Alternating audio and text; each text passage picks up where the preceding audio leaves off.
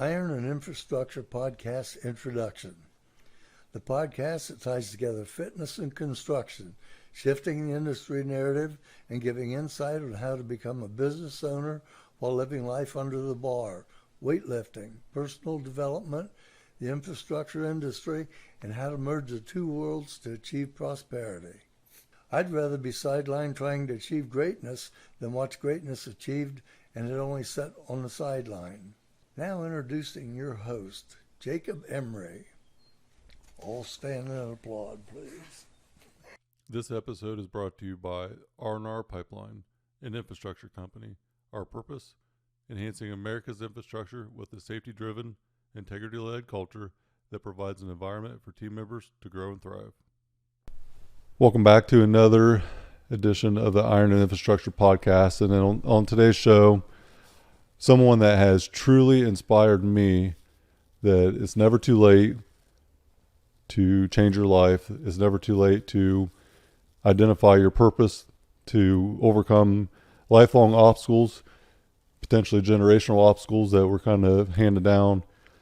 Someone that understood the reality of the situation after a couple doctor's visits and completely is changing the landscape for generations to come. A friend of mine, very proud of him. We work together now. Josh Akers, welcome to the show. Yeah, thanks, Jake. So this has been a long time coming. Josh has an incredible story about a weight loss journey that revolutionized his life, his family's life. It's changed everything.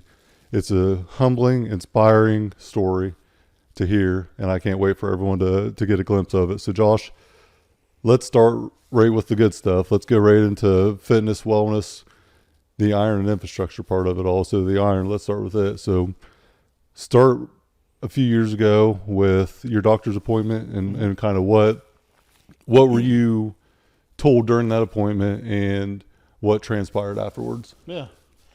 So yeah, right around 4 years ago, just felt awful, just mentally and physically, right? Hadn't been to the doctor in quite a while. I knew I was heavier weight-wise than I'd ever been in my entire life. Decided to make an appointment, went in, had the blood work done, and just received everything that I knew that I didn't want to hear, but it was obvious that it was going on, right? I knew my blood pressure was high. Cholesterol was not horrible yet, but the one that really hit me hard was when they called with the results and they said that I was a type 2 diabetic, which that's the one, blood pressure, I guess, can be dealt with, but the type 2 diabetic was the one that really just hit me hard. Like, yeah. I've known so many folks that have dealt with that, type 1 and type 2, and I knew that was, it freaked me out. So going to that stage, if, it's something that isn't fixed, becoming a diabetic's one thing, being a diabetic from a young age or whatnot, right. You have more time to learn how to live with it. But, the habits leading you to becoming a diabetic is not a desired path, obviously. No. But what you do after is really the big thing. Adversity in life is always going to happen, but how you react to it. So what did the doctors want you to do at that point? So yeah, it was an immediate. We're calling you in a prescription for metformin. We're going to get you on. I think it was 500 milligrams. I can't remember. I'm trying to process all of it. Again, I just got the called the doctor back. She said, "I'm calling your prescription in. Where do you want it called into?" Gave her the pharmacy. But yeah, just get you started on some metformin and then do a follow-up visit in 4 months and see if it's any better. No training protocol, no diet regimen, nothing. Nothing. I mean, they had suggested, with my weight, that I need to watch what I eat. Did they give you any guidelines at all? On nothing. They asked if I wanted to. No, they didn't even ask that. No, honestly, it was straight to a prescription. You need to lose some weight. No real guidance on that, obviously. Right. And diet. So let's talk about your mental state leaving that appointment, and then what transpired after that with you. Yeah. So that was the big part of it. So the mental side of it for me was the anxiety side of it, right?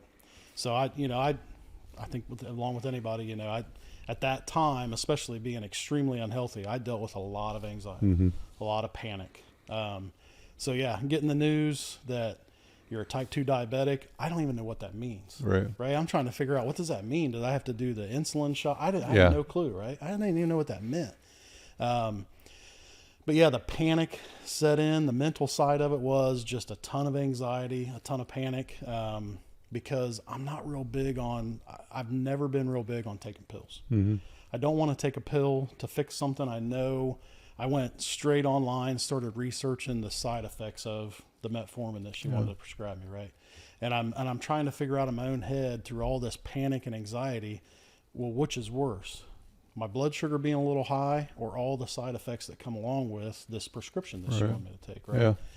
So it took some time just to kind of process all that. Went home, talked to my wife about it, and just made the conscious decision after, a lot of anxiety, that I think I can fix this on my own. I don't think that I have to take a prescription. So I followed up with the doctor. Hey, how about this? Can I change what I'm doing? Because everything that I'm doing up until this point is terrible. Mm-hmm. Diet, no exercise, just stagnant, just horrible lifestyle, right? Horrible. 371 pounds at that time, heaviest I've ever been. Right. I'm 6'5", I'm a big guy anyway, but 371 is obviously extreme, right?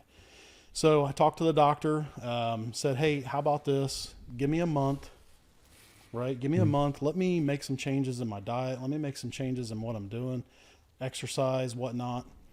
And she was good with that. It wasn't high enough to where it was, I needed to be on prescription right now. Right. I wasn't in any danger. You had a little bit of a trial period, yeah, right? I wasn't in any danger of going into any kind of diabetic coma. But so yeah, she agreed to that. I was kind of surprised by that. She actually said she'd like for me to start the prescription anyway, but I made that conscious decision that I'm going to change what I've got going on, because this is not a good direction. What you're doing is not working at that point, right? No. And you know that. And at that time, I'm a dad, right? So I'm a father. I have 3 kids at the time, and that's all I can think about. Like, what's this doing to me for my longevity with my kids, right? And with my wife. And what is it doing to their mental state also? Yeah, that absolutely. dad's willing to go and live this lifestyle, right? We're both leaders, now at the same organization. We're both with R&R Pipeline, which that's another story that we'll get to in a little bit, which is absolutely amazing in itself. But, you're leading other people. And if you're leading people and your decisions are bad, your habits are bad, are you really a leader? Yep. And, the place you're at before R&R, you achieved a ton of success at a very high level in spite of your bad habits, right? Right. Everything happened and went well, but your habits sucked. No, it was terrible. But the best thing that ever happened to you was that doctor's appointment now, looking back. Honestly, yeah. But you needed that smack in the face, right? I did. Yeah, So let's reset. talk. Yeah, I mean, it just completely changed everything. It could have changed everything and made it worse, but let's go ahead and continue. So talk about what happened. Doctors agreed to not put you on medication. Yep. And then what did you do? So yeah, I just, started, I actually went and seen a dietitian. I have high blood sugar, trying to figure out what is it that I need to eat? What do I need to stay away from? I never looked at diet. I knew that pizza and fast food wasn't good for me. But up until then, I mean, I'd managed to get away with it, right? It was not really fair to say that you were unaware of what health looked like. Right, Yeah. 100%. My idea of health was, if I go to McDonald's and I get a chicken salad or chicken nuggets, I eat chicken, so that's healthy. Right. Chicken's good for you, right? So that was my experience, or my education as far Which as healthy food went. Is extremely common in our industry. 100%. Fast food is, it's fast and Yep. it's food. Yep. And most of the time it's cheap. People in the blue collar workforce, the pipeline, side of it, in the field, are always looking for convenience and cheap. And there's normally a lack of preparation the night before that leads to the panic, pulling to Speedway for breakfast and then McDonald's for lunch, whatever it may be, because it's convenient at the time, right? Well, I'd feel super proud of myself that I ate Captain D's and Long John Silver's for the week, because I ate fish all week, right? That's healthy too. Yeah, right. I just had no clue. So, Right. So yeah, I went and seen a dietitian. She did help me out a lot with, this is what you need to stay away from, right? But I knew ultimately, just from doing my own research, that I needed to start moving. That was it. Just move. Hydration and movement. Them were the first two steps every time, right? I had reached a spot with the previous employer that I wasn't doing any more manual labor anymore. Everything was with a computer and a pen. Mm-hmm. My mobility was gone. I wasn't walking. I wasn't doing anything.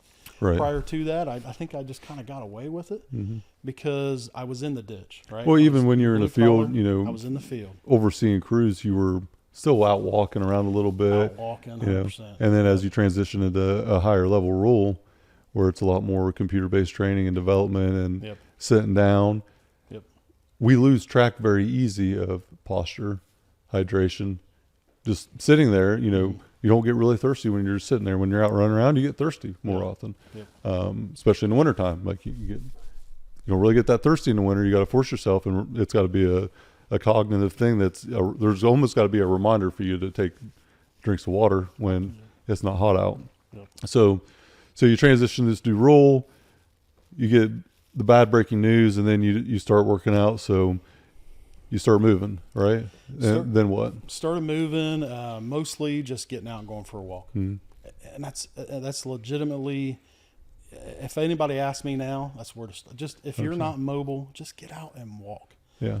And I'd read that one thing that can help tremendously with, blood sugar is as soon as you eat, just go for a 5-10 minute walk. The 10-minute walk after eating is one of the best things you can do for digestion.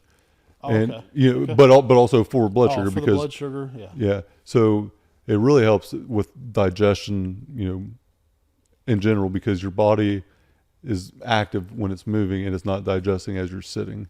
So it really helps the digestion go through, and then you do get thirsty after a walk, so the hydration back in there. And we've talked about this at length, but whenever someone comes to me and says, hey, I'm severely overweight, I want to do this, I want to do that, I need a crash diet, I need this workout plan. Right. No, you don't. You need a $40 gallon jug for water and aminos, and you need to walk more. 100%. I would not recommend anybody start with anything more. So 6'5", 370 pounds, you go out and start running 3 miles, you're going to get screwed up really fast and really bad, because your body is not built for that, because it hasn't done it for however long. It does take time to lose the weight, because it took a lot of time to gain all the weight.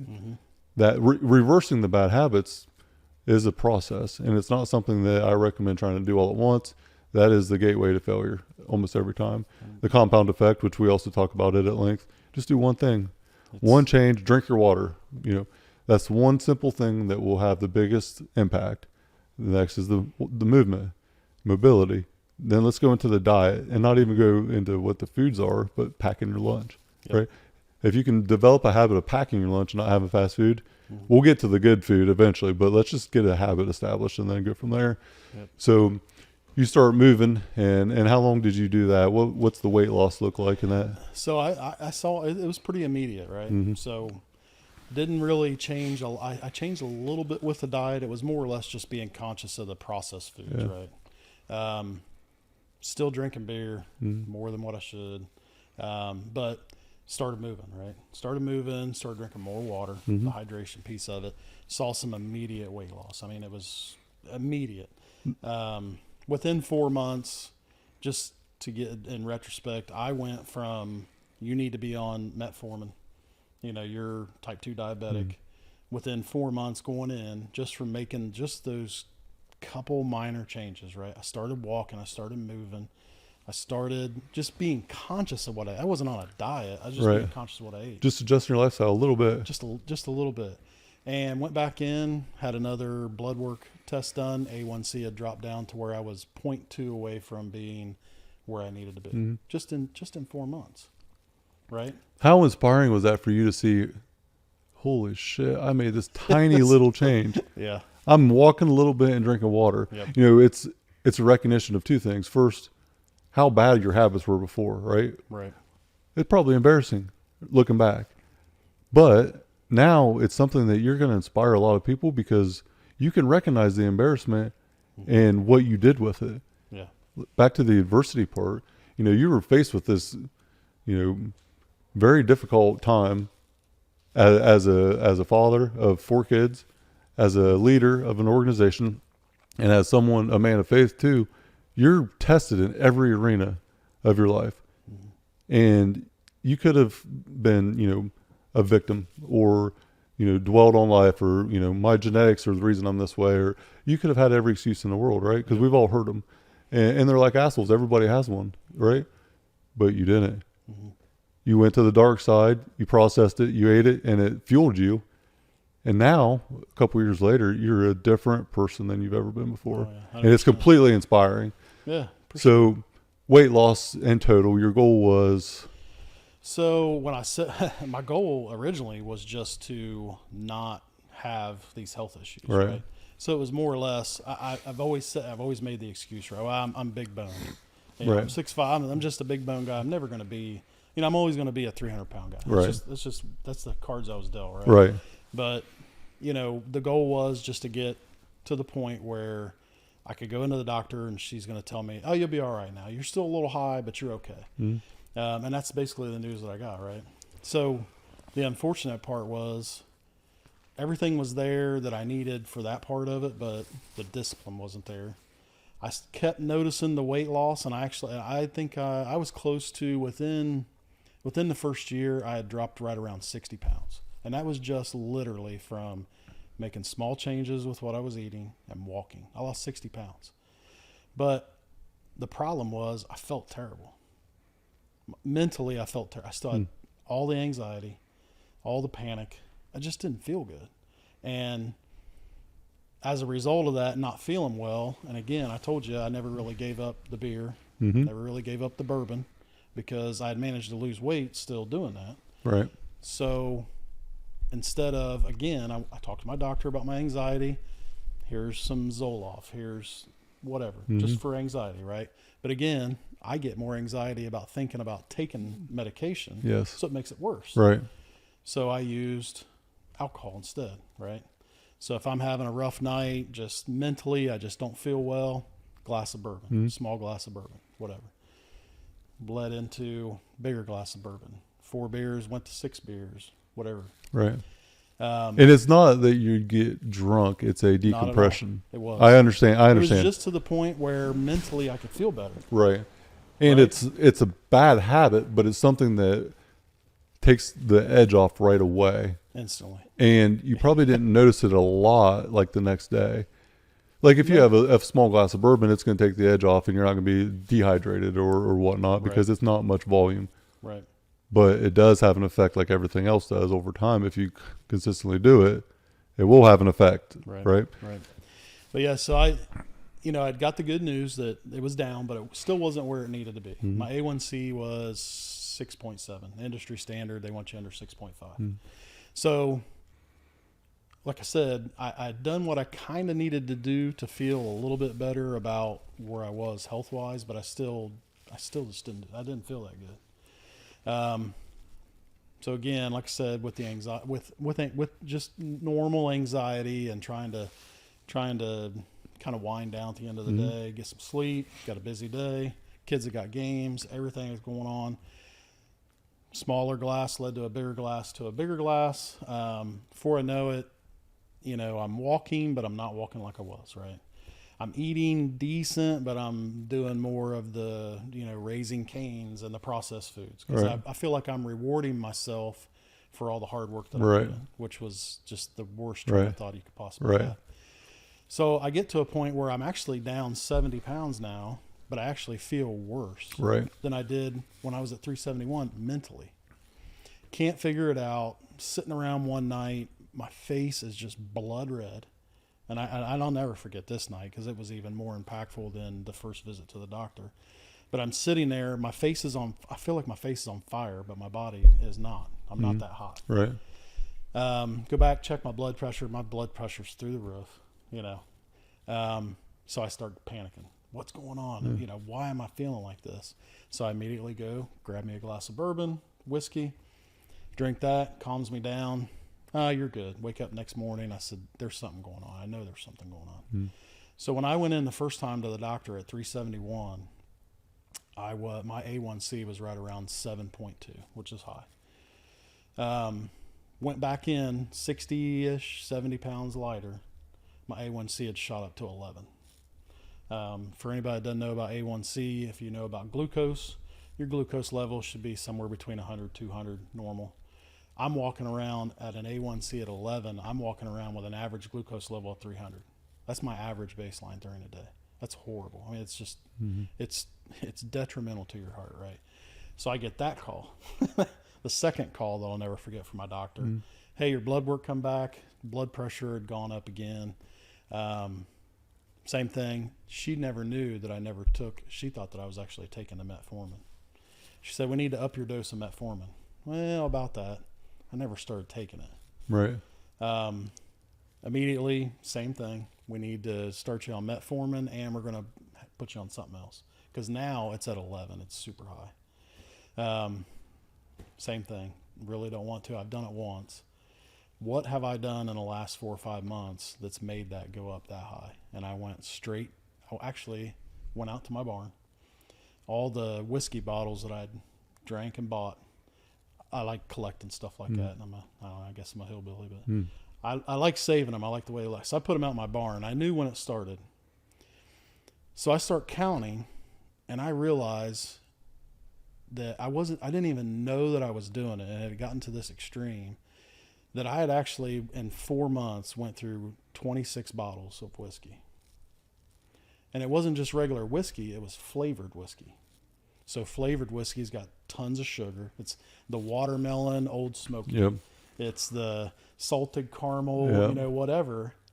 And it just, and the light bulb went off. Well, alcohol spikes your blood sugar anyways without flavoring, right? Oh, 1,000%. Yeah.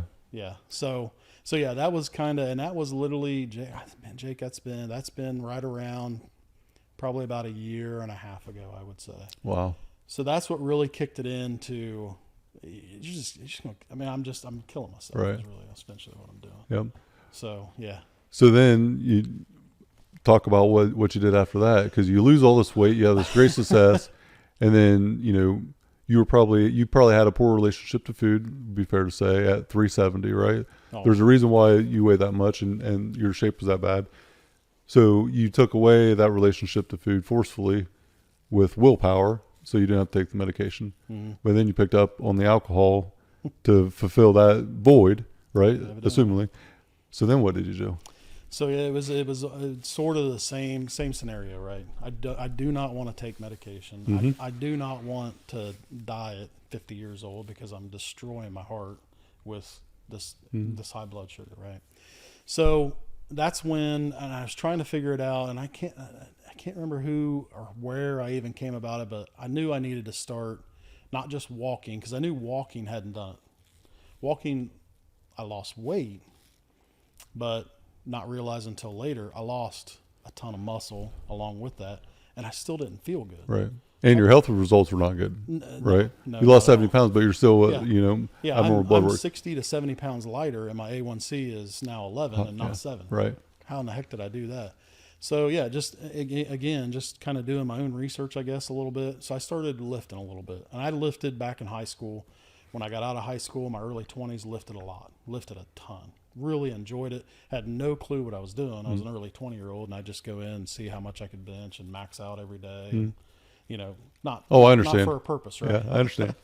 So yeah, actually got a bench and a set of weights from my brother who had moved out of the state. He had a set up at my dad's loft. I went over and picked them up, threw them out in the barn, and just said, I'm going to start. I go all in, right? I'm going to work out 6 days a week. That works for about the first couple weeks, right? About 6 days for about 2 weeks. Yeah, 6 days for about 2 weeks. I go out in the morning. Sometimes I do it in the evening. There's no routine. It's just, I'll get out there when I get out there. I'll do it when it's convenient for me. Yep. And I'm going to lift weights. Did it for a few weeks, felt pretty good, and went back to the old habits thinking that I'm still in my early 20s and now I'm mid 40s. And I'm exercising one day, doing some workout. I keep adding weight. Doing a particular exercise, finish as soon as I get to my last rep, I just feel a shooting, burning pain in my neck, and it felt awful. I actually at the time thought, man, I did good. That was a good workout because I'm sore, right? I get up next morning and my shoulder and my neck and my arm are all just killing. I mean, they're just throbbing. Right. So being sore is not a sign of a good workout. Not just at for all. everyone's information. Not, you know, yeah. it's okay Or to not be the sore after a grueling Yep. workout. That is, expected on occasion. Now I don't know how you are now, but I'm not sore after every workout. There are times where, I'm really feeling it. I'm fatigued. My recovery isn't where it needs to be, whatever the situation is. But every workout, I'm not sore. I'm not barely walking out. Yep. If you're going that hard every time where you can't raise your arms or, you can't hardly sit down on the pot without falling over, you might have went a little bit too hard. Yeah. And we work out, the 4 a.m. crew works out with extreme volume, and we all will feel it over a certain time frame. And normally it's pretty funny how we normally feel it at the same times and the same days. We all kind of walk in, and everyone just looks like they feel like horrible, right? Fatigued, different volume on test weeks.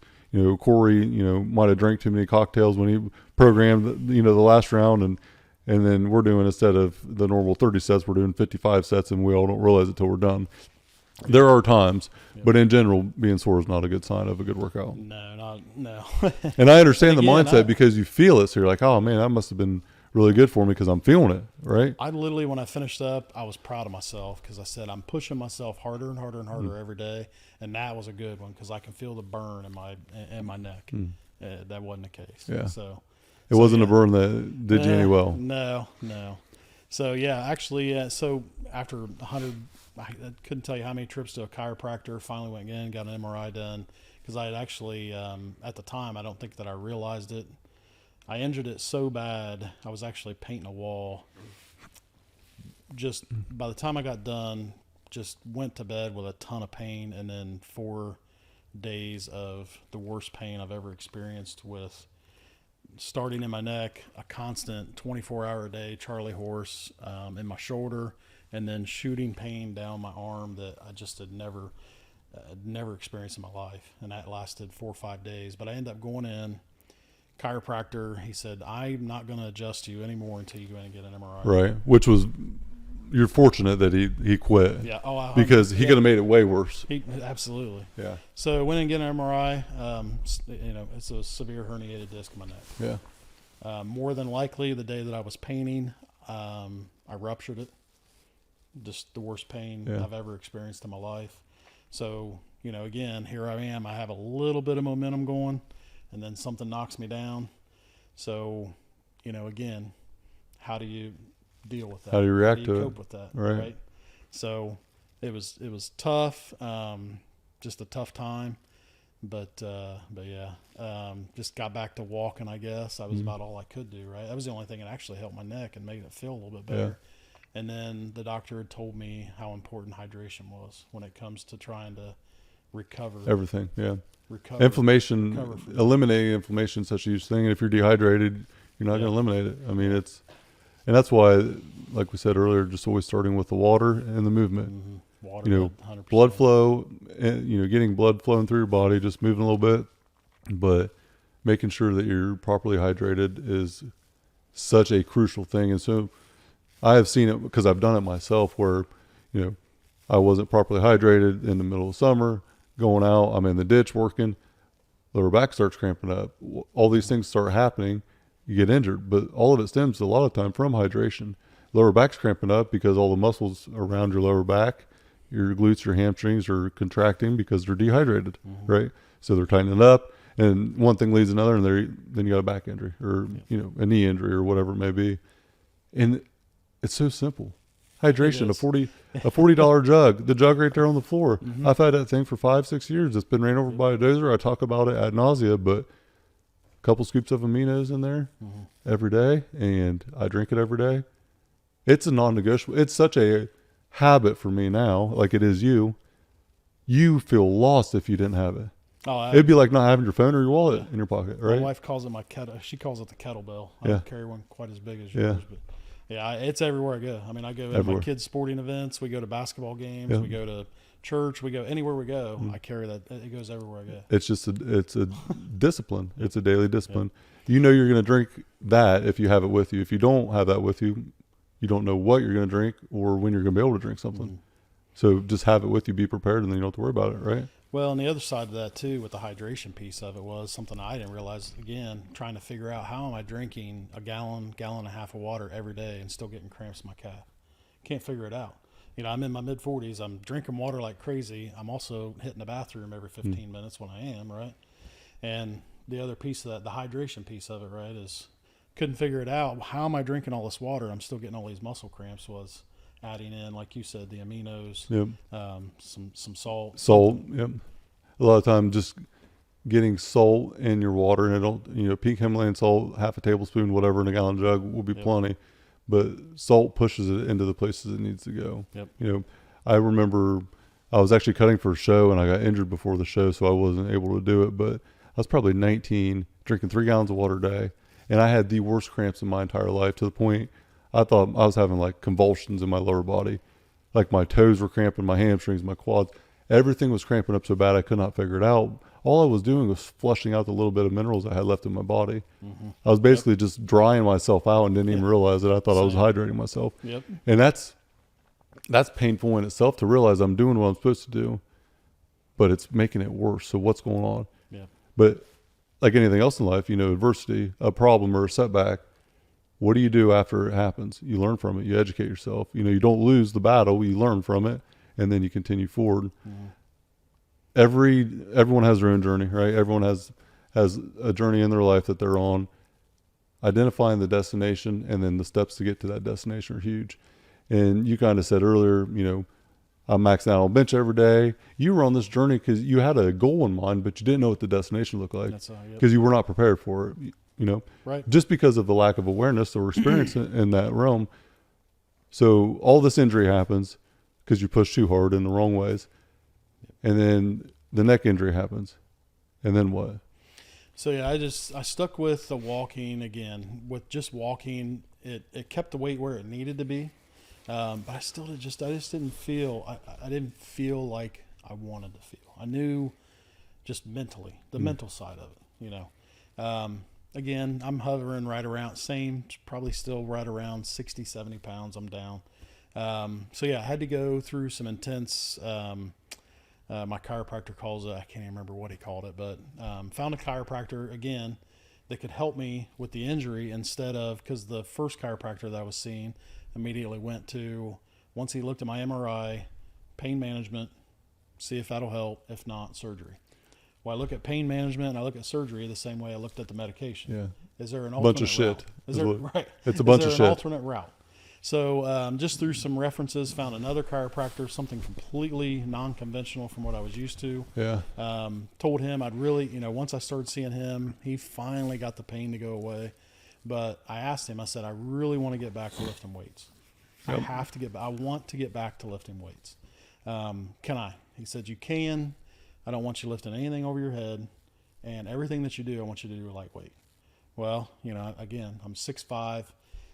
I'm hovering right around 300 at that time, 308-ish.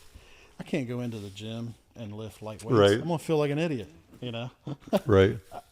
That's how I felt. Yeah. So I bought 2 20-pound dumbbells, and I pulled my bench out of the barn into the garage because it was wintertime and I have a heater in there. And I told myself, I want to do this with a purpose, right? Like you said, destination. Mm-hmm. I know that if I tell myself I'm going to get up at 5 a.m. 6 days a week, it's not going to happen. Right. I've already been through it. It's not going to realistic. last 2 weeks. Yeah. Every night the kids have got softball, they got soccer, they have this, they have that. I can't. A sleep pattern is non-existent when you have 3 kids in sports and rushing home from work, whatever the case may be. So I just set out a goal. I said, you know what? I'm going to get up at whatever time, 5:30. I set a time, and I said, I'm going to do 3 days a week, and I'm going to start off with 15 minutes. That's it. I wanted to set myself a goal, and I wanted to set myself a timeline, as long as it didn't hurt to do it. I was still worried about my injury, but I'm going to go super light. I don't have to go into a gym, worry about the stereotyping of, oh, look at the big guy over there that can't lift anything, whatever. Right. Plus I don't feel real secure about just how I'm built anyway. Right. So yeah, set a goal. With the weights, set a goal with the food of, I'm going to be very, very conscious of what I eat Monday through Friday. Saturday comes, I'm going to eat pizza. If I want to eat pizza, I'm just not going to eat a whole large pizza. Right. I just set some small measurables for myself to where I could build that momentum and also start building the discipline. Right? Did you understand how important that was, or is it something that you just wanted to do from a natural standpoint? Was there something that triggered it? At the time, I didn't understand what it was going. I didn't understand the compound effect of it, right? Yeah. The compound effect is real. Like you've talked about it. We've both talked about it, right? Yeah. One of the It's- best books and like best life lesson you can ever pick up at the start. Yeah. Right. Yep. So it was more or less finally just setting a goal for myself. I had told myself I was going to lose weight. I told myself I was going to get healthy, but I never really set any goals. Like you asked before, what was the goal when I started? I didn't really have, the goal was I don't want to take metformin. Right. Okay. Well, I actually achieved that, but I went back and anybody that's ever been on this journey, if they tell you that I started it and it just went perfect the whole time, I'm going to call them a liar. Complete bullshit. I'm calling it out. I ain't buying it for a second. 100% bullshit. Yeah. This has been a nonstop roller. It's been a 4-year roller coaster. Actually, it's been a 40-year roller coaster because I've been overweight my whole life. I've never been a skinny. I've never been a small guy, right? I never realized actually how overweight and out of shape I was until now. When I look at pictures of myself now, compared to my oldest daughter's 24 years old, and I have a picture at home that when she was a baby, she'll be 24. It's been 24 years ago where I used to look at that picture and go, man, I wish I could get back to that. Cause I was in pretty good shape then. I look at that picture now and I was out of shape. Yeah. My face is round and I just could not believe it. So I wanted to set myself like a goal to say 15 minutes a day, movement, number one, 3 days a week, not any 3 days. It's going to be Monday, Wednesday, Friday. Right. It's going to be in the morning, and that's what I'm going to do. So much power in this. This is probably the biggest turning point lesson for anyone in any facet of life trying to overcome adversity. You had a problem, right? You recognize the problem and you had to make a decision. I'm either going to take this pill that's going to kill me more than it's going to save me, more than likely, because it's not the weight and all that is the pill's not going to take care of the weight loss. It's not going to take care of the health. It's just putting a Band-Aid on a broken leg until you can't survive with it anymore. So the pill would just have more side effects on your health. But then you lose all this weight and then you continue to have health issues. But you recognize why, you overcome it. You recognize why and you overcome it. But you still didn't have the discipline in place. Right. And instead of having this hairy, audacious goal, 6 days a week, 2 hours a day, I'm going to kill it. That's motivation speaking out of the side of its mouth. It's not sustainable discipline that is your mindset. It's raw motivation, and motivation is very temporary. Because I can tell you 2 or 3 days a week, I really sure as hell don't feel like getting up and going to the gym. It's the last damn thing I want to do. Right. But it's just not something I'm cognitive of. I just go do what I have to do. It takes a long time to get there, though. It does. And anybody that's asked me now, so talking about again, I started with, I'm going to kind of watch what I eat I'm going to watch what I eat Monday through Friday, eat whatever on the weekends, right? I'm going to walk this amount. But again, the discipline was never there. Once I set, and again, I'm talking 3 days a week, 15 minutes. So we're talking 45 minutes. Right. And that's the way I looked at it. This is 45 minutes out of my entire week. If you can't do I'm gonna that, make myself do right. it. If you can't do that, then you can't do anything in life, right? That's probably what you're thinking to yourself. Oh, 100%. Yeah. And then over time, as you commit to this one thing, and then you just kind of slowly gain some confidence, and then you're like, man, 15 minutes a day in bed, I can do, a half hour 3 times a week. Exactly how it goes. And then it just kind of evolves. That is the compound effect, That is 100%. And that's what I tell folks now, anyone that I run into, because now I'm, we've talked about it now, I am 6 days a week at the gym, Sundays off. I'm actually, tracking food. It wasn't just watching what I eat. It's actually tracking food because, again, just from starting with, like you've mentioned before, give up 1 pop a day and drink of water. Start moving 1 day a week. Compound effect. Start moving right? 2 Same days thing, a week. Start lift some weight. Again, I'm talking 20-pound dumbbells. in my garage with a bench is where that started for me. And where it is now is what it's kind of grown into. Right. But again, that's all come from just, you have to start. Like, Commitment. I've seen so much of the side effects of what the journey that I'm on and how it's affected people around me. Mm-hmm. My family, my wife's always been very, very healthy, yoga and exercise every day. I never was. Right.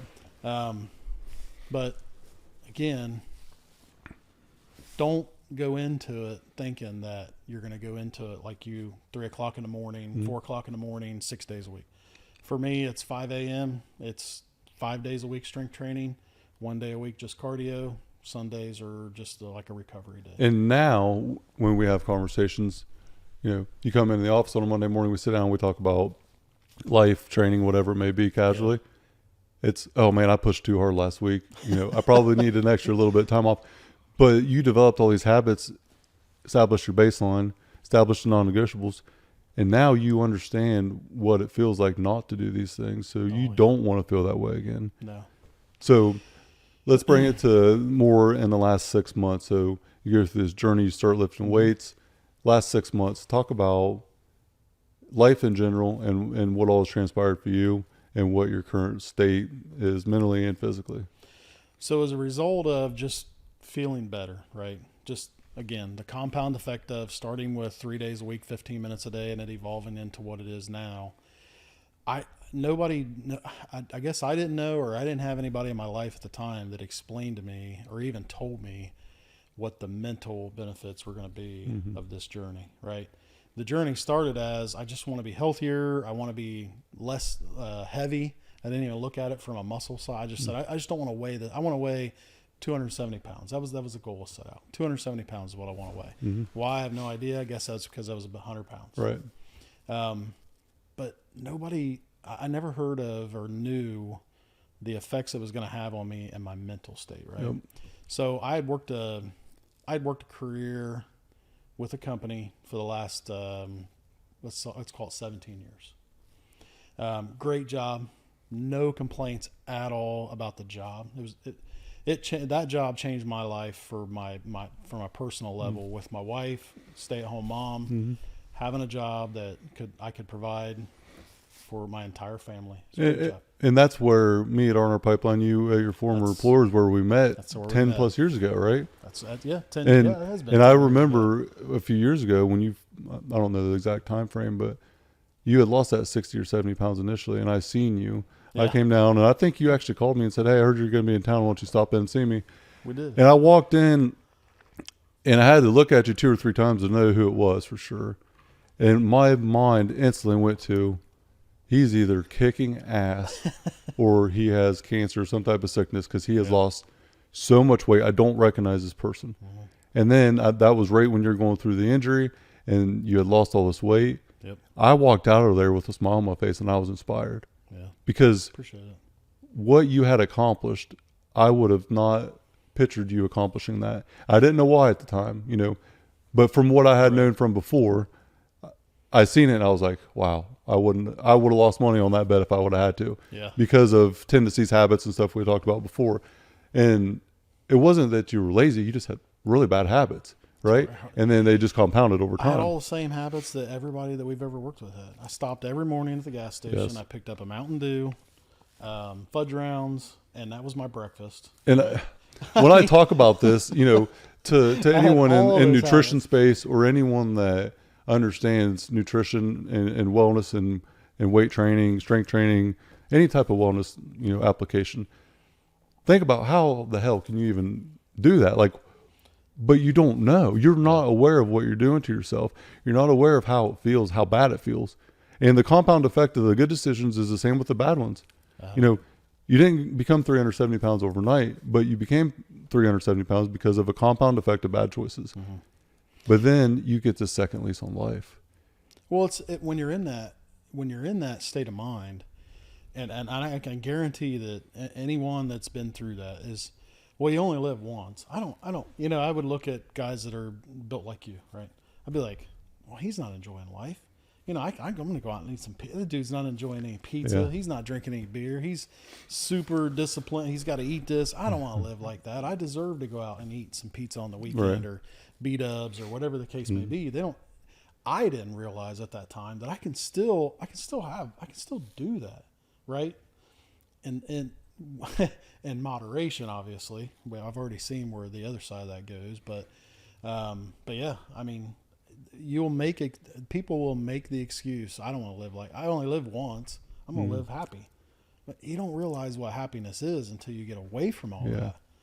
You do not understand until you come to the other side that you may be living, but it doesn't mean you're alive. Right. So many people, especially in our industry, die at 25. They just don't get buried till they're 75. That's right. 100. And it is absolutely mind-blowing to me. Whenever I was younger, I would get criticized for not going to happy hour, going to walk on the treadmill, listen to a book. Yep.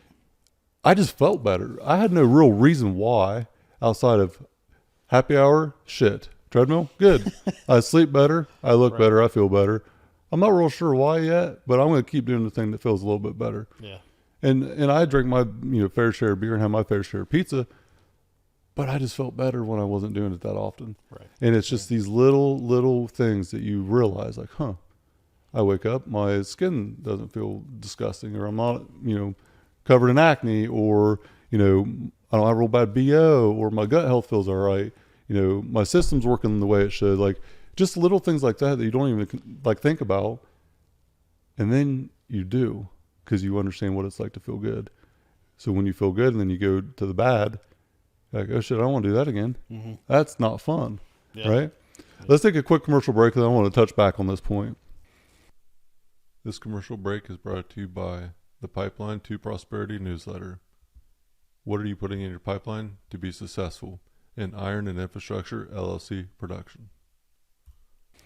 All right, so we're back from commercial break. We have inspirational man Josh Akers here today, and Josh, want to go back to a turning point after all the adversity, overcoming it, and then really what happened in your personal life. So 6 months ago, you started figuring out life a little bit more of who you wanted to be, why you wanted to be a different person. But then what happened?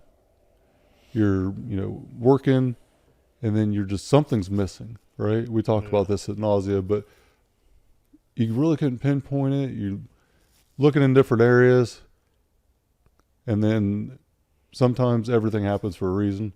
You can't explain it. All right. Whether it's a faith-based thing that you think it is, or destiny, manifestation, whatever it is, something happens and it's like the turning point. What was that for you?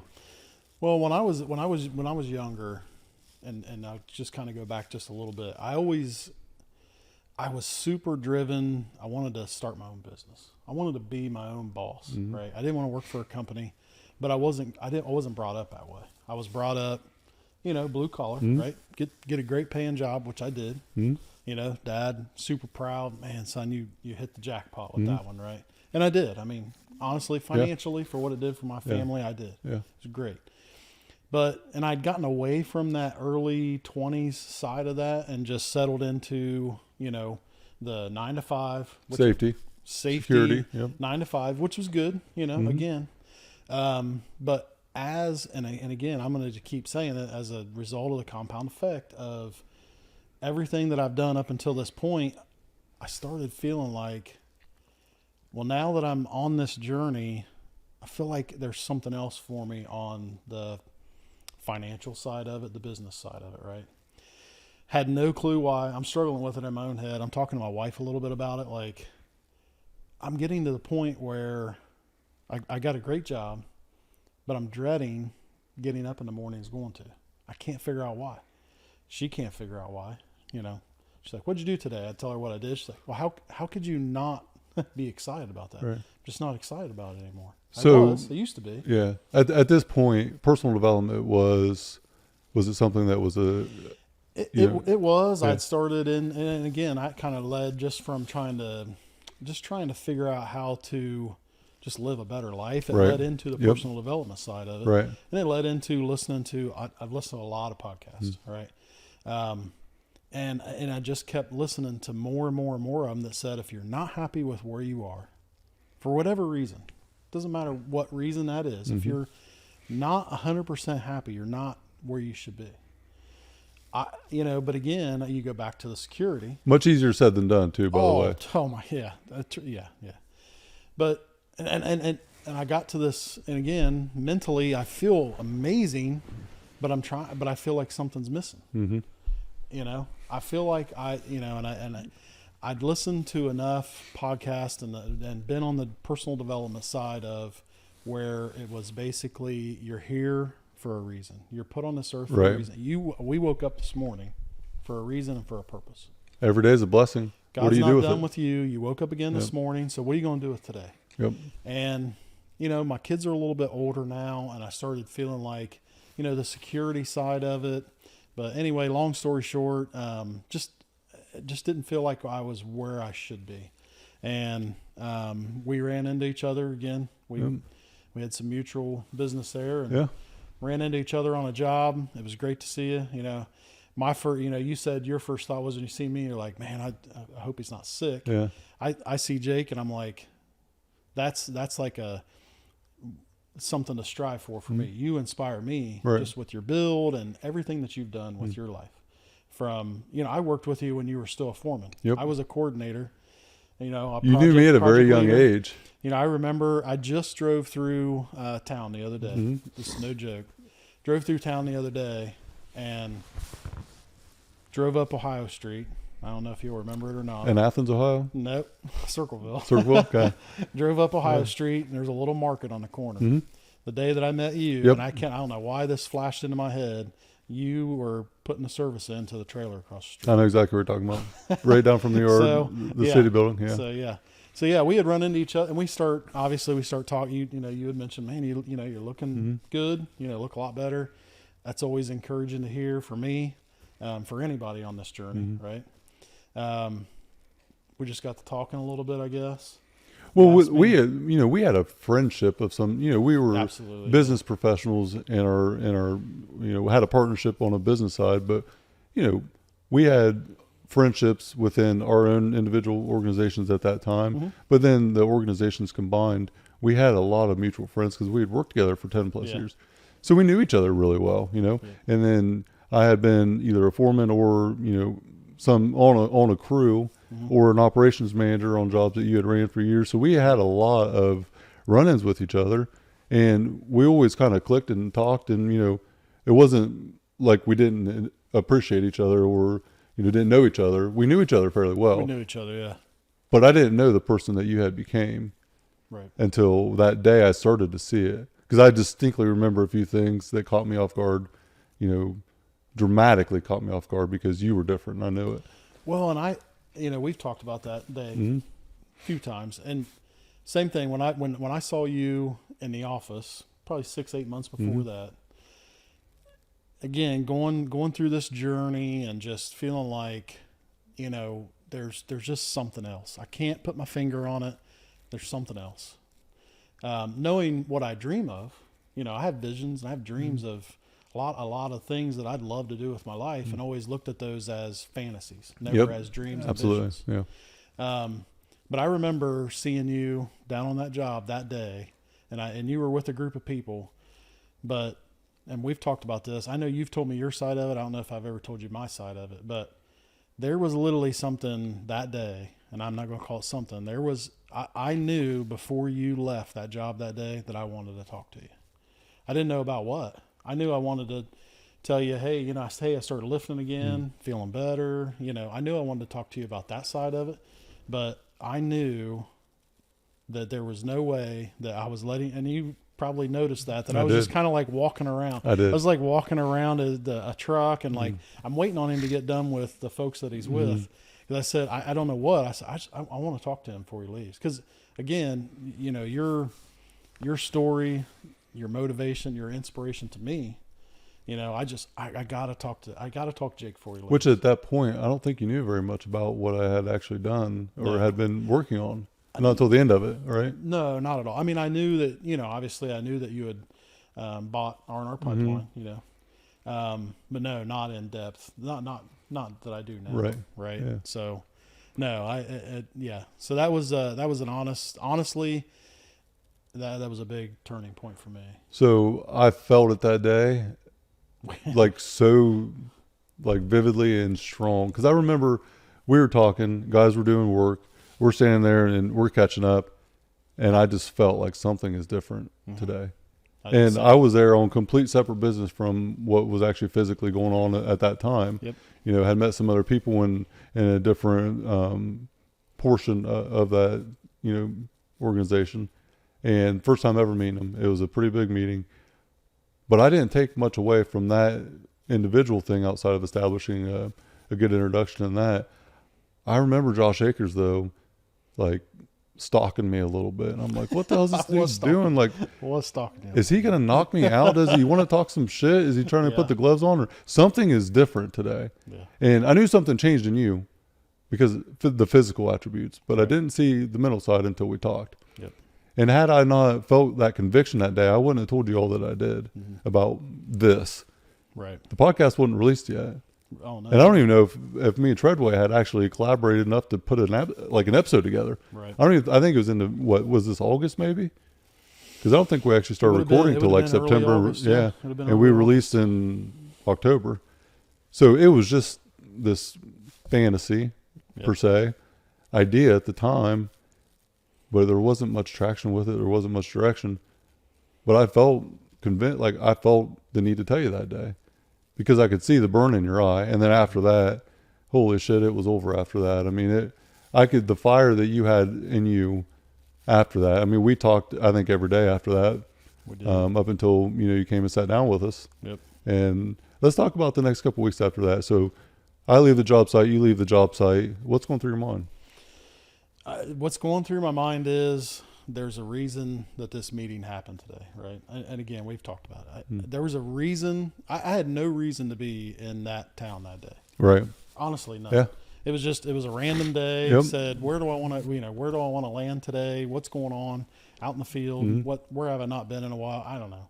Whatever the case may be, but how long had it been? I mean, we'd only seen each other maybe twice. So the time before that I had seen you wasn't even in the field, it was in Chillicothe. It was in the office. It was in the office. Yeah, because I heard you were in town. Yeah, I think and you texted said I was having you better lunch. not leave without stopping Yeah, and saying. and hey, there's or a group of something you like guys there, and Yeah. I hadn't seen most of you for a Yeah. while. So like, hey, come hang out with us old boys. Yeah. And I walk in, I'm like, man, he's either telling me he's got cancer or he wanted me to come here so I can see he's kicking ass, you know. And it probably wasn't either one of them, but like when I first walked in, I'm like, you know, who is this guy? But it was a year after that we met on site, and we probably didn't talk outside of that one visit where you were at our office.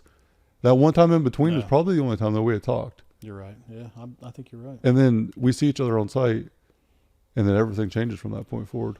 Oh yeah, for sure. And Especially for fast. me. Yeah. Yeah. So Yeah, talk about real it. quick. So yeah, we you know, after just talking, you know, and I couldn't even put. I think you felt it, right? That where I was just like, because you asked me how things were going. I said things are going on a personal level. My family couldn't be better. Health wise, you know, fitness. I mean, physically, I feel better. I mean, at the time, I'm 47 years old at the time. I feel better now than I did in my early 30s, like physically. Just talking about all that, but something's missing. Like, just something, I don't know. I just feel like I'm still meant for something more. I have all these big dreams I had when I was in my early 20s of owning a business and, you know, being a part of something, right? And I knew R&R Pipeline. I'd watched R&R Pipeline from previous ownership to current ownership. And after you and I talked about the future and what the future looks like for R&R and the direction that you were going, it was just like something clicked within me that it's not always about the end. Like, it's not always about, you know, going straight from leaving where I was and starting my own business.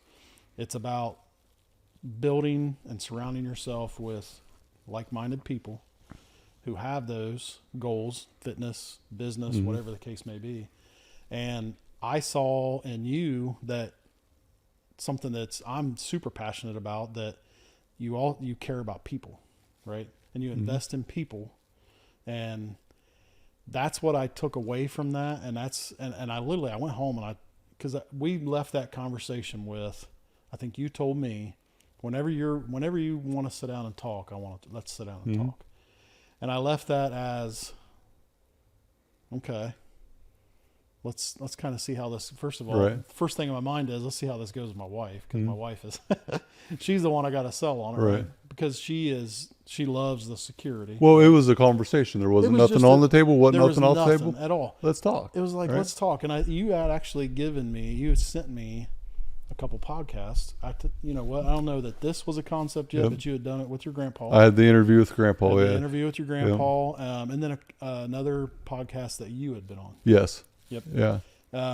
So I actually listened to those, and after listening to those, I said, this is a guy that I need to start building even more of a relationship with. Right.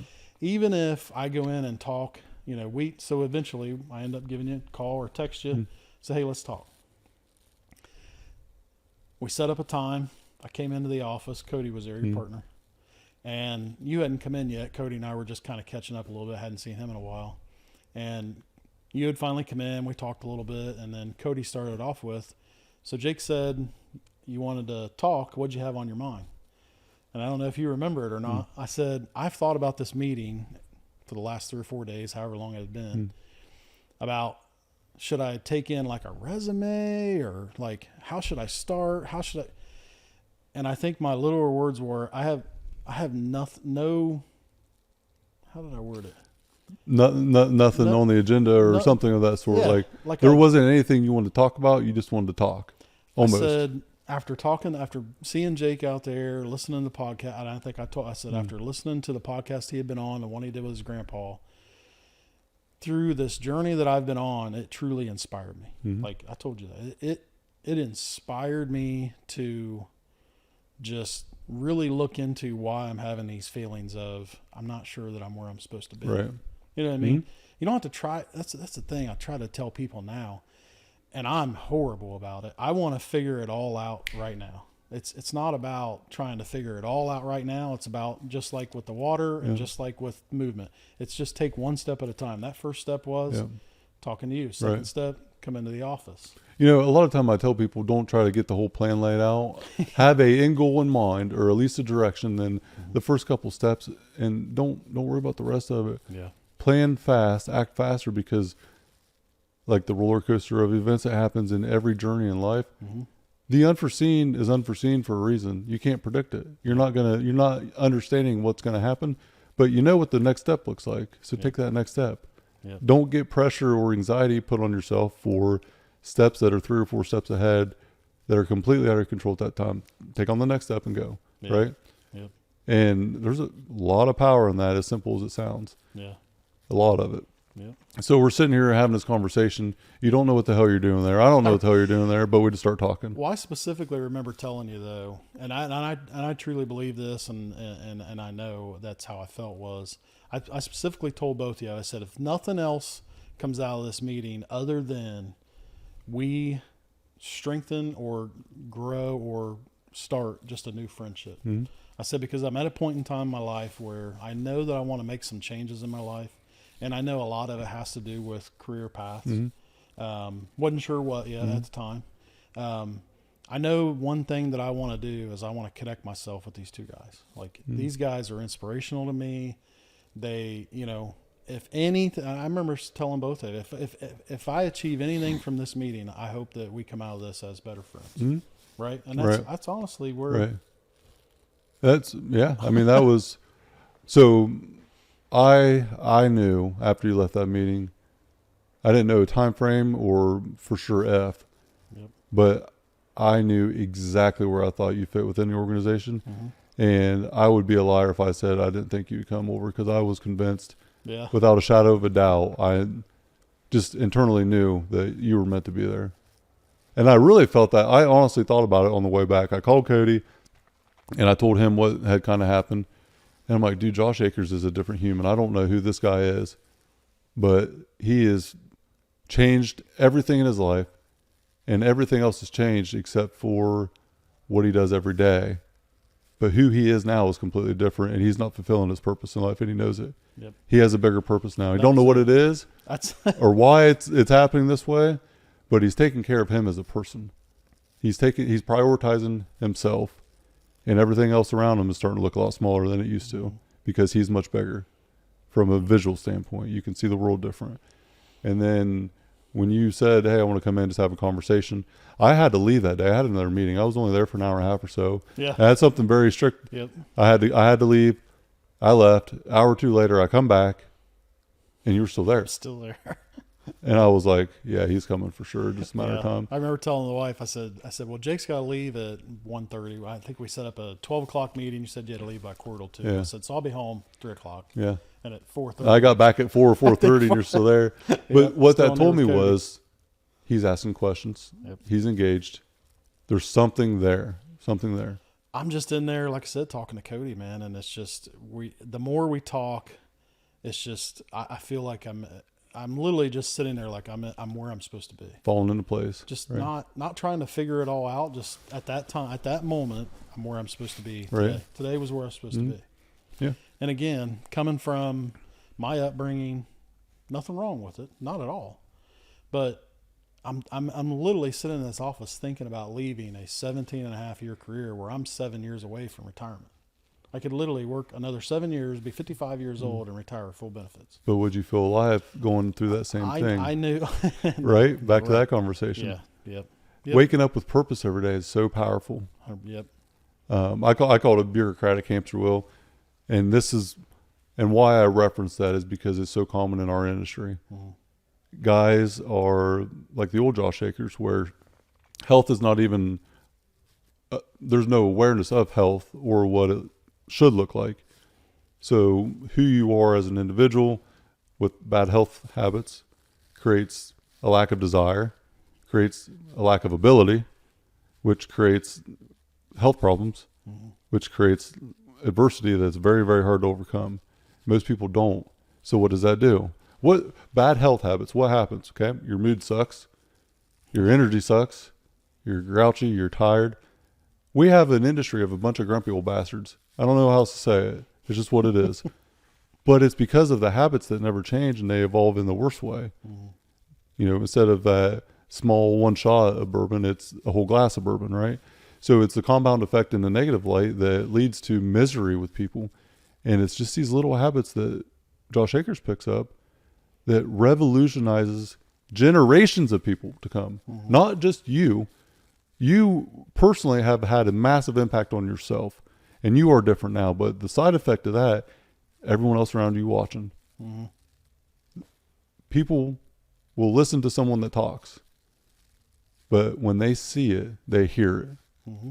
A lot of people want to talk about, I've done this in business, I've done that in business, but they haven't been able to showcase it because it's not all the way through yet. Mm. Like for me, I've been the opposite. I've done a lot of things without ever talking about them.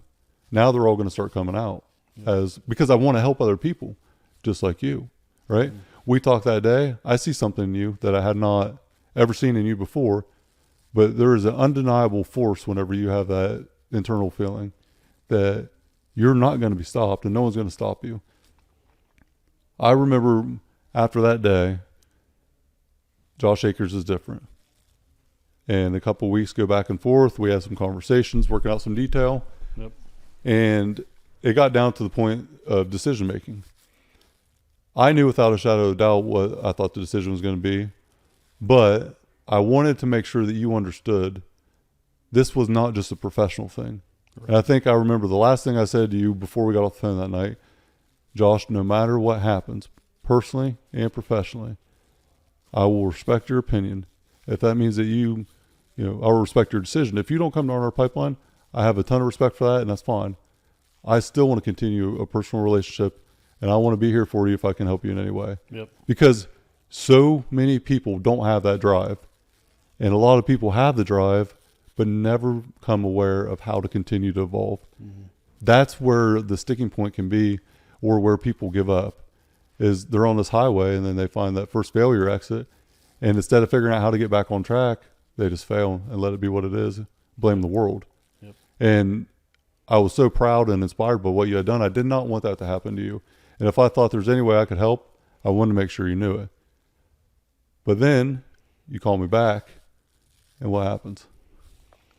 Well, so after we, we had one conversation, then we had a second conversation. I think that one was 4 or 5 hours. Yeah. We come to some terms, and I think I remember specifically, I think I messed with you a little bit.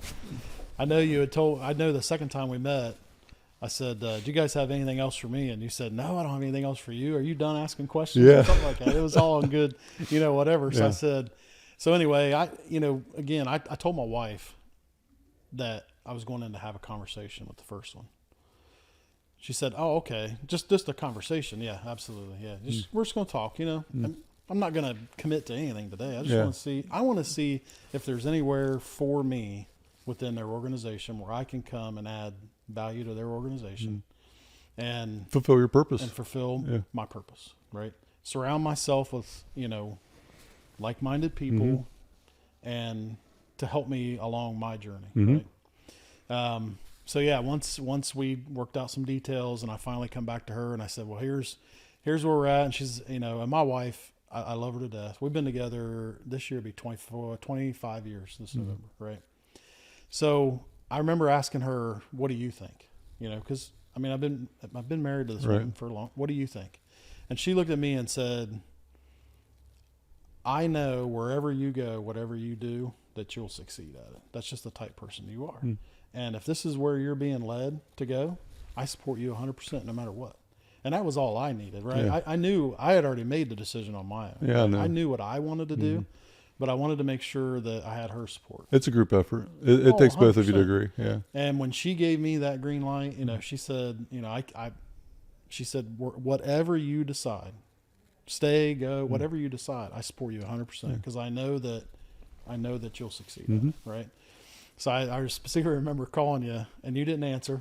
You called me back and I happened to be at lunch with one of the guys that, I supported. So I have to step out. I said, I don't want to miss this call because I was excited. I really was.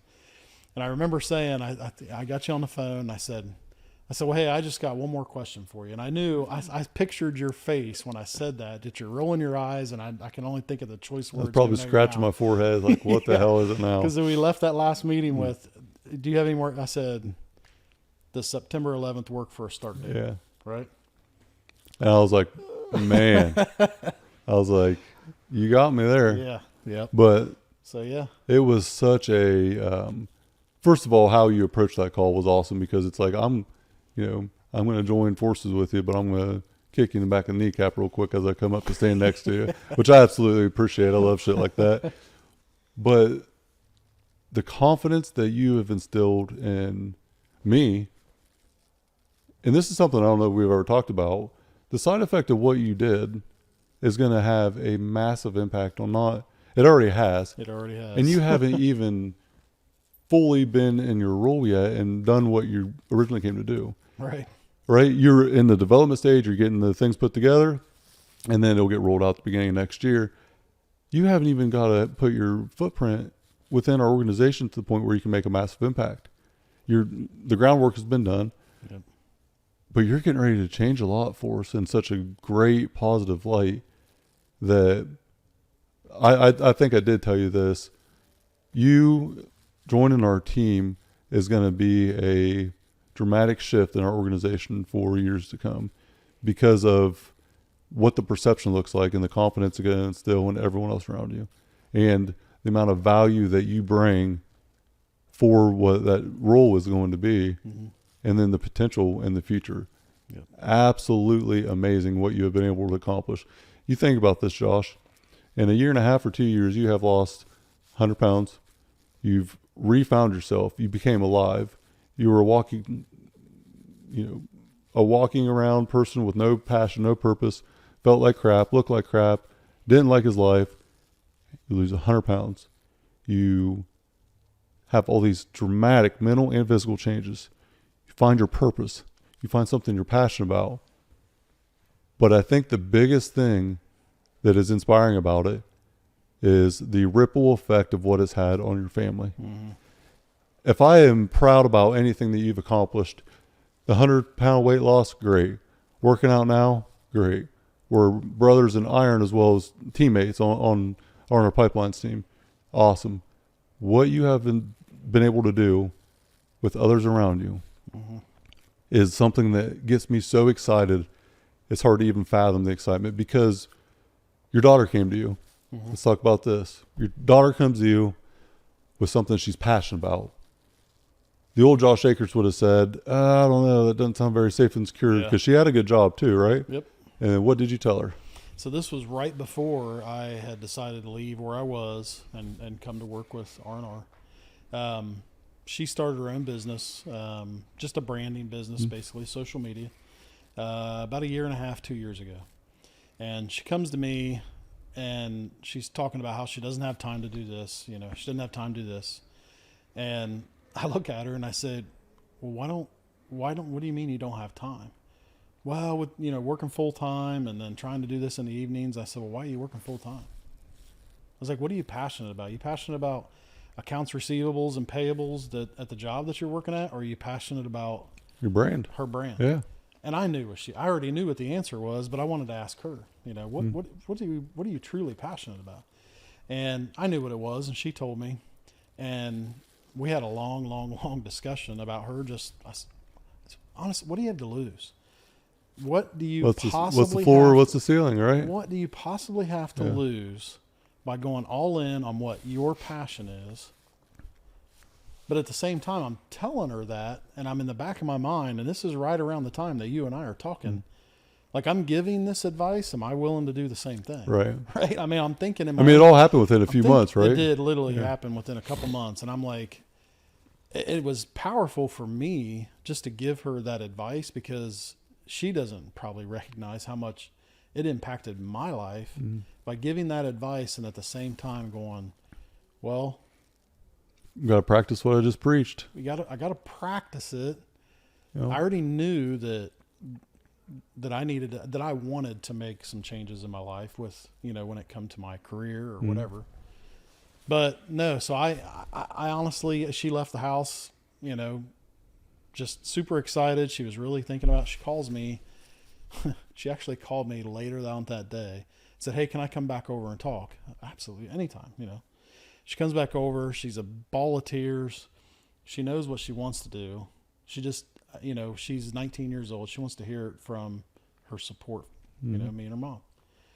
Her mom was not so much on my side. Right. She's more the safe side. But again, like you said. Well, it's great to have that balance. Oh, 100%. Yeah. Oh, 100%. If I didn't have that, I'd probably be in prison right now. That's another conversation. But no, just to be able to support her in that way and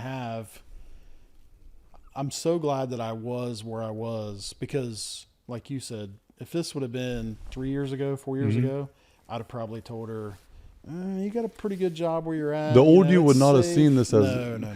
Would you have even seen it as an option, or would it have been something where it's not safe, it's not secure? Yeah, you like doing it, but is it just putting a smiley face on a sweatshirt? Is that what you're really that passionate about? Like, would you have been able to understand what she was really passionate about? I would have been the other way, where just work more hours in the evening, keep the safety, work more hours in the evening until you can get some more sales. And then, no, I was 100% all in for her, that if this is what you're passionate about, you need to put your 2 weeks notice in. I kept reminding her, what's the worst that's going to happen? Think about the worst case scenario. If you quit your job and go do this, and it's not making the money that you want it to make 6 months from now, what's that look like? Right. And when you really, if anybody sits down and looks at that and really thinks about that, worst case scenario, what is it? Am I willing to live with this? Can I survive this if that happens? Yep. And I went through the same exact thing. R&R pipeline. I have no money.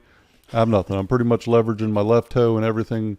My dog, my cat, my house, everything was on the table. There wasn't anything that had any value that I had owned or whatever that was not on the table. Everything was on the table. What is the worst thing that happens? I lose my house, I file bankruptcy, and I get fired from my job. I go get another job. Well, sign me up. I'll do that all day for what it could be on the upside, because I can get another house. I can get another job. I have a skill set. But if I don't push all the chips in, I might not never get the chance at this table again to go all in. right? And same with her, same with you. Mm-hmm. You made a decision based on not just an emotional state or a temporary time frame. Mm-hmm. The compound effect added up over time. So what you did a year and a half before that, Yep. and a year before that, and 6 months before that led to that day where you could make that decision with confidence. Because it took that much time to get you that confident to make that decision. And in the headspace that allowed you to know, I'm ready for something bigger. Mm-hmm. I'm destined for something bigger. Yep. So you have changed not only your life, you're a perfect example of this industry and what the industry says you will become or should become, Mm-hmm. and how you blew that up, changed your life, went against the grain of anything logical because you believed in yourself because of confidence over time. Now your family sees it. Your daughter does the same thing. Yep. But she only did it because you instilled the confidence in her, more than likely. Had you said, no, it's not a good idea, you're the protector, you're the leader of your family. Mm-hmm. Had you not made all these changes, she probably wouldn't have seen it that way. I think even if I wouldn't have talked to her about it with so much conviction, Mm-hmm. right? It wasn't just words. It was, and again, just being in that space where I am now. Undeniable passion, it's right? Undeniable conviction and passion of Yeah. saying, I believe, I believe in you more than you believe in you. Like, Right. I know that you'll make that. I know that you'll make this Yeah. work. You just have to get past the fear, Mm-hmm. right? And make that change. And she did. You know, I think I texted you. You did. Said daughter came home. She texted me today. Said she put her 2 weeks notice Yeah. at work. She'd been there about a year and a half. You text me that. I remember screaming. Yeah. Like I was out in my garage. Yeah. I think I was out in the garage with my daughters, and I'm like screaming, and they turn around like, "What is wrong with him today?" You know? Yep. Because it was such a life-defining moment for you. Like you're going to look back in a few years for the rest of your life, and you're going to look at these moments.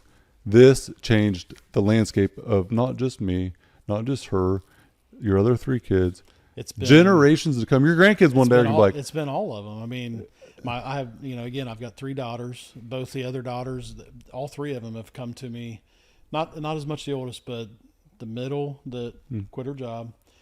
Dad, I don't feel good. You know start what I mean? working out a little I don't bit. feel good, and I, that's the part of this journey that I'm the most excited about is. And you probably never imagined it would happen. I did it for me. Yeah. I was doing it for me, Right. which I still do. I do it for myself to stay where I need to be. I do it for my family. Right. But now it's so much bigger than me and my family. It's getting that story out, having opportunities like this to get on. And we've talked about it before. If one person that is in that state of mind that I was in, right, they're debating whether or not they want to take medication. They're struggling with anxiety and struggling with weight and whatever the case may be. That's the part that through this journey that's got me the most excited about. It's not the 270. It's not benching this or anything else. It's continue doing what I'm doing, not only for myself, because I see the better quality of life. It's to hopefully get that story out and for someone to see it and go, well, if he can do it, I can do it, right? But that's the power of it. If you can do it, Josh, anyone can do it. Yeah, absolutely. I mean, think about 370 pounds going into diabetes, going into high blood pressure. You're going into the end of your life, and you had to make a conscious decision as you're standing over the edge at the end of your life. Yep. At a very, very young age. It's either I pull myself up off this, fall to the bottom, or I go to the bottom, and that's it. Yeah. And you went against the grain and changed generations. Yeah. I know you're proud of it. I'm proud of you. I can't even put it into words how proud I am and how inspired I am by it, but it's life altering for so many people, and what you have done will continue to have a ripple effect for others. I didn't think that, I ever had much value in my story, but, talking to you that day and then getting your feedback and, probably 20 or 30 people over the last few years that have just reached out that I've been able to help very, very simply just by my habits being established and then what it was able to do. And now that's the whole reason for the show. I want to create awareness. I'm not trying to preach to anyone that you need to wake up at 3 a.m. and go do what I do, because I know that very few people are going to be able to do that. Yep. And it took me a long time to establish that. But if you can drink a gallon of water and walk a little bit and drop 70 pounds, holy shit, that's a different life, right? Just It's, start. this isn't, we're not trying to build a rocket ship here, dude. We're talking pretty basic stuff. And it's not that complicated. It's not hard. If It you really can- is simple and it really is easy. if you It can gets just- harder, but Oh, yeah. the beginning is very simple and very easy. It's just trying to get through to to people that are in that space. Like, it's not just the weight side of it. It's the mental, physical.